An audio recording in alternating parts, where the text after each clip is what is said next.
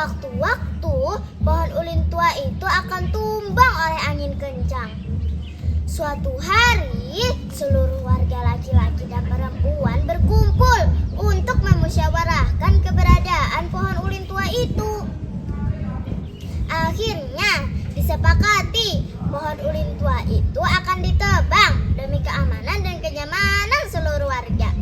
Pada hari yang sudah ditentukan, seluruh warga berkumpul di bawah pohon ulin tua itu. Kaum lelakinya membawa berbagai peralatan untuk menebang pohon ulin tua itu, seperti kapak, parang, dan lain-lain. Sementara kaum perempuannya sibuk menyiapkan berbagai panganan kue. Sejak pagi, pekerjaan menebang pohon ulin tua itu pun dimulai. Kaum lelakinya silih berganti menggunakan alat yang mereka bawa. Mereka bekerja penuh semangat. Tetapi pohon ulin tua itu sedikit pun tidak tumbang. Jangankan tumbang, serpihan dari kapak, parang tidak ada di pohon ulin tua itu. Mereka pun merasa putus asa. Saat mereka putus asa, datang seorang lelaki bertubuh tinggi dan kekar datang ke kampung itu. Dia cepat sekali akrab dengan warga. Warga pun mengenalnya dengan panggilan Dulamat. Katanya, Dulamat memiliki kekuatan sakti yang bertumpu-tumpu di otot-ototnya.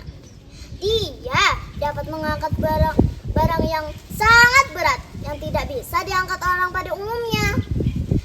Ciri khas penampilan Dulamat adalah ia selalu memakai laung yang berwarna kuning.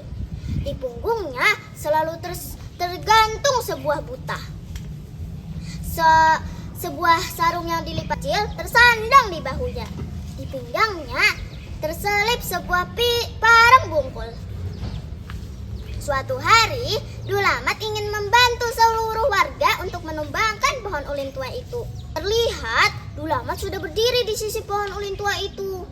Apa ya gerangan yang akan dia buat? Ternyata dia hanya mengangkat kedua belah tangannya, lalu ia berdoa. Ya Tuhan Sang Pemilik alam semesta, bantulah kami menumbangkan pohon ulin tua ini. Kami tidak memiliki kemampuan, tidak ada daya, hanya kepadamulah kami mengadu, ucap Dulamat. Tiba-tiba seekor burung kecil melintas di kepala Dulamat sambil bersiul sangat nyaring. Cuit cicau, cuit cicau, cuit cicau. Dulamat berhenti sejenak karena Dulamat memikirkan arti dari siul burung kecil itu. Arti dari siulan burung kecil itu adalah cungkil dengan pisau. Lalu Dulamat langsung mengambil pisau kecil yang terselip di pinggangnya. Lantas ia langsung mencungkil-cungkil pohon ulin tua itu. Keajaiban pun terjadi. Pohon ulin tua itu runtuh. Suara yang berdemum keras mengagetkan seluruh warga. Warga merasa terkejut oleh suara berdemum keras itu. Warga juga merasa senang karena keinginan mereka telah diwujudkan. Warga pun langsung membuat masjid di sana. Selain tempat untuk sholat, di sana juga untuk pejuang-pejuang menyusun siasat-siasat untuk menyerang para Belanda. Suatu hari, serdadu-serdadu Belanda mengejar para pejuang. Pejuang pun lari. Saat itu, pejuang bingung ingin kemana untuk bersembunyi. Lalu, para pejuang-pejuang bersembunyi ke dalam masjid itu. Saat pejuang-pejuang sudah masuk ke dalam masjid itu, serdadu Belanda mengikutinya. Saat serdadu Belanda masuk ke dalam masjid, tidak ada siapapun di dalam sana. Padahal berpuluh-puluh ribu pejuang bersembunyi di sana. Sekarang pohon ulin tua itu tinggal kenangan. Tetapi peristiwa luar biasa itu tetap dikenang warga.